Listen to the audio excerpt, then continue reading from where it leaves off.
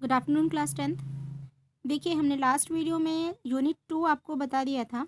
Unit 2 का जो मैंने सीबीएसई के साइट से जो भी चैनल से जो भी मेरे को वीडियो मिला था मैंने वो शेयर किया था और बहुत ही सिंपल टॉपिक है। इसको अगर आप बुक बस रीड करते ना तो भी आपको ये टॉपिक समझ में आ जाता। That is unit 2 self management skill.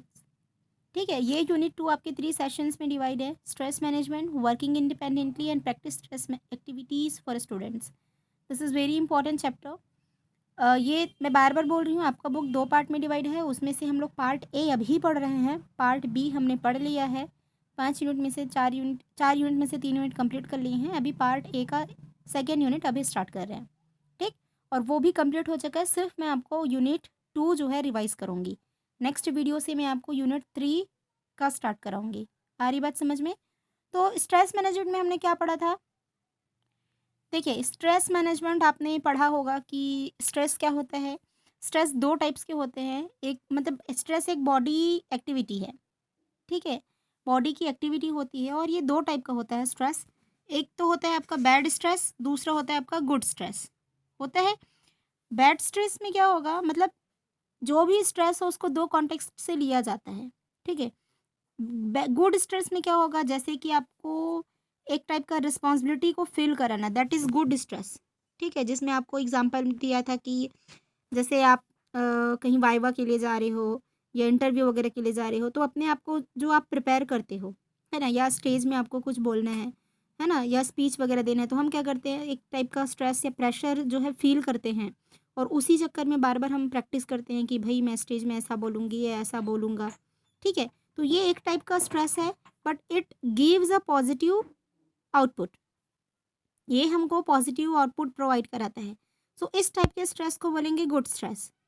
और बैड स्ट्रेस क्या है, जो चीज़ होना नहीं होना फिर भी फालतू में टेंशन ले लेते हैं ना, उसको बोलते हैं बैड स्ट्रेस। ठीक है, अननेसेसरी अपने आप को डस्ट अप करना बेसिकली।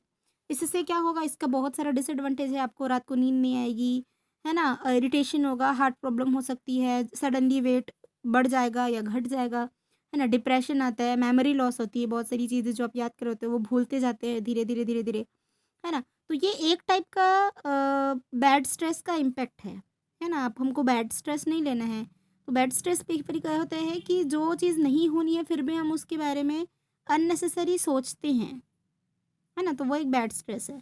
ये बहुत ही सिंपल वर्ड में। फिर need of stress management, stress management का ज़रूरत क्यों पड़ता है भाई, क्यों पड़ेगा, ताकि हम अपने आप को मतलब मेंटेन कर सकें, सही से मतलब रख सकें, है ना। स्ट्रेस इम्पोर्टेंट भी है, देखो स्ट्रेस एक टाइप का हमारा क्या बोलना चाहिए, कॉन्फिडेंस को इम्प्रूव करने के लिए भी ज़रूरी होता है स्ट्रेस।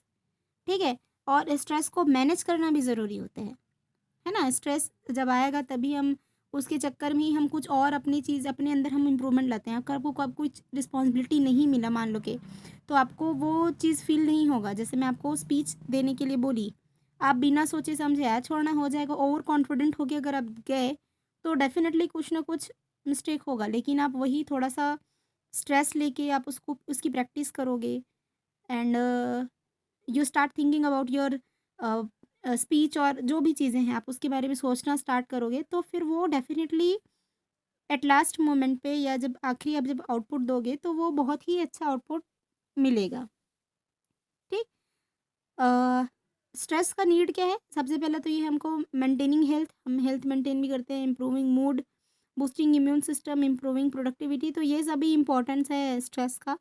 ठीक है, स्ट्रेस मैनेजमेंट की टेक्निक के बारे में हमने पढ़ा था कि फिजिकल एक्सरसाइज से कर सकते हैं, योगा वगैरह है, और घूमने वगैरह भी जा सकते हैं ना, पिकनिक स्पॉट वगैरह में माइंड फ्रेश करने के लिए, या फिर मेडिटेशन वगैरह है, बहुत सारी टेक्निक है। कुछ लोग खेल कूद के मतलब स्ट्रेस को हैंडल करते हैं, हॉलीडेज़ वगैरह में जाके करते हैं। ठीक है, तो ये सभी स्ट्रेस मैनेजमेंट टेक्निक्स थे। ये सभी चीज़ें हमने पढ़ लिया था। अब स्ट्रेस क्या सिर्फ बड़े लोग को होता है क्या, बड़े इन द सेंस जो वर्किंग वुमन हैं या अ, एक पर्टिकुलर एज में स्ट्रेस होता है क्या, ऐसा कहीं भी नहीं लिखा है। स्ट्रेस आजकल स्टूडेंट्स को भी होता है और उनको तो मेरे ख्याल से बहुत ज़्यादा स्ट्रेस रहता है, पर उनको पॉजिटिव स्ट्रेस लेना चाहिए। ठीक है, don't think so deeply about any topic. आपको किसी भी टॉपिक के बारे में एकदम ज़्यादा नहीं सोचना है, डीपली, है ना। सोचो पर पॉजिटिव चीज़ें सोचो। ठीक है।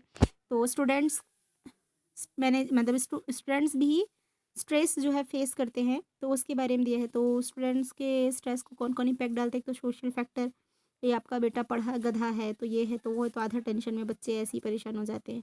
दूसरा, अगर बच्चा होशियार है, एक साल 90% आया, दूसरे साल 95 लाया, तीसरे साल में 85% आ गया, तो उसको आधा टेंशन, अरे इस साल कैसे कम आ गया। मतलब वो अच्छा करते हुए भी अ, क्या बोलना चाहिए, डाँट सुन रहा है, या मतलब पेरेंट्स नहीं बोलते पर वही आस-पास पड़ोसी-वड़ोसी वाले, ऐसा रहता है। एकेडमिक फैक्टर्स होते हैं, है ना, स्कूल, कॉलेजेस, ये सब में भी आपको कभी-कभी कुछ ना कुछ अदर फैक्टर्स भी होते हैं, जैसे कुछ को कम्युनिकेशन प्रॉब्लम होता है, ये सभी चीज़। फाइनेंशियल प्रॉब्लम की भी बहुत सारी स्ट्रेस रहती है, ठीक? तो ये स्टूडेंट्स का स्ट्रेस था, तो उसको कम करने के लिए टिप्स दिया था, ठीक है? तो ये सभी चीज़ें आप पढ़े हैं, तो मैं सिर्फ़ इसको रिवाइज़ करने के सेंस में ये वीडियो बनाई हूँ, अदरवाइज़ इसको बनाने का कोई वो नहीं था, क्योंकि आप ये सब चीज़ पढ़ चुके हैं। बट ये दिवाली के ओकेज़न के बाद स्टार्ट हो रहा है, इसलिए सिर्फ़ एक क्विक सिंपल रिवीजन है। Okay, now session 2, working independently.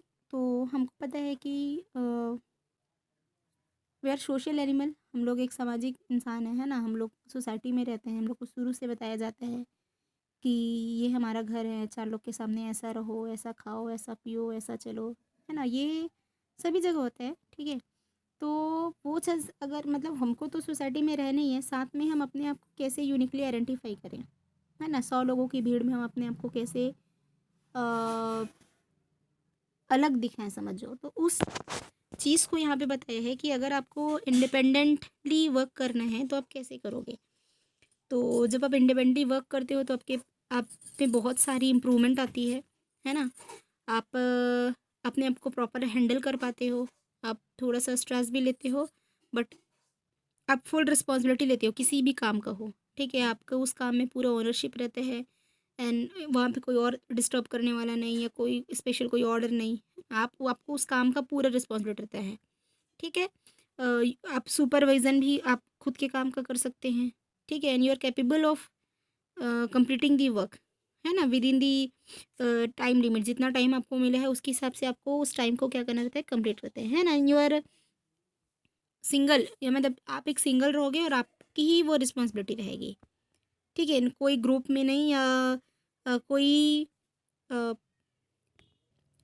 Team work नहीं, नथिंग, है ना। तो ये क्या है आपका वर्किंग इंडिपेंडेंटली, इसके बारे में था कि, और अगर आप इंडिपेंडेंटली वर्क करोगे या अकेले काम करोगे तो उसका एडवांटेज क्या क्या है। तो सबसे पहला एडवांटेज है, you do not depend on any one else for your work. ये एडवांटेज भी है, एक टाइप का डिसएडवांटेज भी है, कभी कुछ काम आ जाता है तो हमको हेल्प भी लेनी पड़ती है, खैर वो अलग चीज़ है, but you are the only one who is responsible for your work, है ना, या फिर वो गलत होगा तो भी और अच्छा होगा तो भी, ठीक है। तो कोई रेस्ट्रिक्शन नहीं, जो करना है आप खुद से ही करोगे, तो ये एक एडवांटेज हुआ।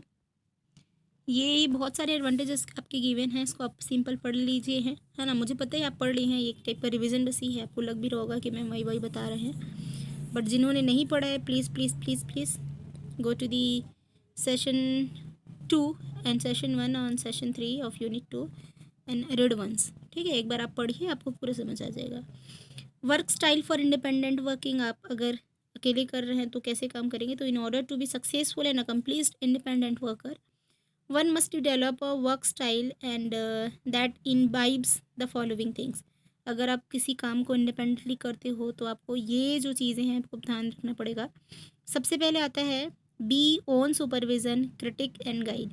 अगर आप किसी काम को करते हो तो आप खुद उसका सुपरवाइज़ करोगे, मतलब खुद ध्यान रखना है, आपको पूरा केयरफुली हैंडल करना है, ठीक है, आप अवेयर रहना है स्ट्रेंथ एंड वीकनेसेस के बारे में अपने आप को, क्योंकि भाई इतने सारे लोग रहेंगे, आपको कभी जब आप कुछ करने जाओ ना, चाहे अच्छा हो चाहे बुरा हो, देखो दो चीज़ें होती है, अगर आप अच्छा करने जाओ तो भी कुछ लोग ऐसे होते हैं जो आपके साथ सपोर्ट करेंगे, कुछ लोग ऐसे होते हैं जो आपको अपोज करेंगे।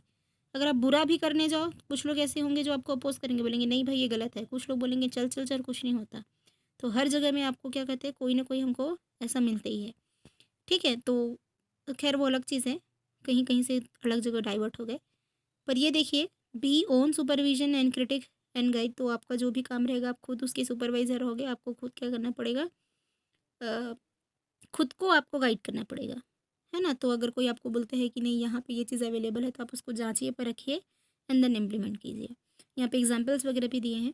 क्लियर अबाउट योर ऑब्जेक्टिव्स, हाँ तो before doing anything you have to clear about objective, और ऑब्जेक्टिव क्लियर करने के बाद आप उसको करने के लिए आप क्या क्या प्लान किए हो इसको भी ध्यान रखना है। ऐसा नहीं गोल सेट कर लिए मैं IPS बनूंगा पर घर बैठ के सिर्फ भजिया खा रहे, कुछ नहीं किए। Is it possible to become an IPS? कभी नहीं, क्योंकि आप तो कुछ कर ही नहीं रहे हो भाई। अगर आप कोई भी ऑब्जेक्टिव या कोई भी गोल सेट करते हो तो उसको आपको उसके हिसाब से आपको काम भी करना पड़ता है ना। प्लानिंग करने के बाद आपको उसको एग्जीक्यूट करने के लिए करना पड़ेगा ना भाई कुछ। You have to do something. ऐसा नहीं हाथ में हाथ धर के बैठे और हो गया काम, ऐसा तो नहीं चलेगा। ठीक, तो आपको ऑब्जेक्टिव सेट करने के साथ साथ आपको आपने उस चीज़ को करने के लिए क्या क्या किया इसको आप एक क्लियर विजन रखें, क्लियर थॉट रखें उसके लिए। ठीक, वैसे ही आपको बहुत सारे ही टिप्स मिले हैं कि आप अगर आप इंडिपेंडेंटली काम करोगे तो आप कैसे मतलब हैंडल करोगे सभी चीज़ों को। ठीक है, एक तो आपको पॉजिटिव एटीट्यूड हमेशा ही रखना है और स्ट्रेस को गुड स्ट्रेस रखना है। Basically good at stress management. आपको जो भी स्ट्रेस आता है don't get panic and handle your problems way carefully, है ना। आपको जो भी प्रॉब्लम्स आएगा उसको ध्यान से आराम से हैंडल करना। ठीक है, यहाँ पे लिखा है take constructive ownership of mistakes and error. तो एक कोई भी देखो कोई भी काम करोगे तो बिना गलती के कुछ काम हो जाए ऐसा तो आई थिंक इम्पॉसिबल है मेरे हिसाब से भाई, है ना। और जो इंसान गलती नहीं करता वो तो फिर इंसान ही नहीं है, भगवान है फिर मेरे हिसाब से तो हम ह्यूमन बीइंग से हमसे कहीं ना कहीं स्टेप पे गलती हो जाती है। तो ये नहीं है कि गलती हो गया मतलब कुछ हो गया, ऐसा नहीं है। हमको उस गलती को आइडेंटिफाई करना है और प्रॉपर तरीके से रेक्टिफाई करना है। ठीक है, तो फिर क्या हो जाएगा, सब चीज़ें अच्छे से हैंडल हो जाएगी, है ना। तो जो भी चीज़ें होती है उसकी रिस्पॉन्सिबिलिटी भी आप खुद लो। ऐसा नहीं है कि कुछ हुआ तो आप उसके, जैसे कुछ होता है क्लास में, है ना, बोले कि क्यों ये काम करके नहीं आए। जनरली क्या करते हैं लोग, दूसरे पे ब्लेम डालते हैं, मैम ये किया मैं कुछ नहीं किया। तो ऐसा नहीं करना है। अगर कुछ होता है आपकी गलती है तो उसको कंसिडर करना भी सीखो कि हाँ, और उसको प्रॉपर तरीके से रेक्टिफाई करो, है ना, सॉल्व करो। फिर आपका एक्शन प्लानिंग मतलब अगर आप कुछ ऑब्जेक्टिव सेट किए हो तो उसको कैसे करना है। तो सबसे पहले आप गोल सेट करो, प्लानिंग करो, मैं ऐसे ऐसे करूँगा। सिंपल सी बात है, एग्ज़ाम आता है, एग्ज़ाम के पहले हम क्या करते हैं, प्लानिंग करते हैं। मैं इतने बजे उठूँगा, ये टाइम टेबल सेट रहेगा, इतने से इतने बजे पढ़ूँगा, खाऊँगा, गेम खेलूँगा, ये वो करके। ठीक, तो पहले गोल सेट किए, प्लानिंग किए, टाइमलाइन डिसाइड किए, और फिर उसके अकॉर्डिंग हम लोग टाइम मैनेज करके इम्प्लीमेंट किए, है ना। तो this is the action planning. ये सभी चीज़ें पेपर में आती हैं, आपको पता है ना। ठीक है, इसको इतने हल्के वे में इतना लाइटली मत लेना। ये पेपर में आ भी सकते हैं कि what are the base how we can plan an action करके। तो आपको बताना पड़ेगा कि सबसे पहले I will set the goal and I will do the planning and I will set timeline and after that I will manage the time और time management. ऐसा करके आपको लिखना पड़ेगा। तो don't take it so much lightly, है ना। इसको ज़्यादा हल्के में नहीं लेना कि ये तो पूरा समझ आ रहे तो बहुत ईजी टॉपिक है। सारी बात समझ में। ठीक, बाकी का जो टॉपिक है मैं उसको नेक्स्ट वीडियो में कवर करती हूँ। ये अभी के लिए सिर्फ इतना ही है। Okay okay.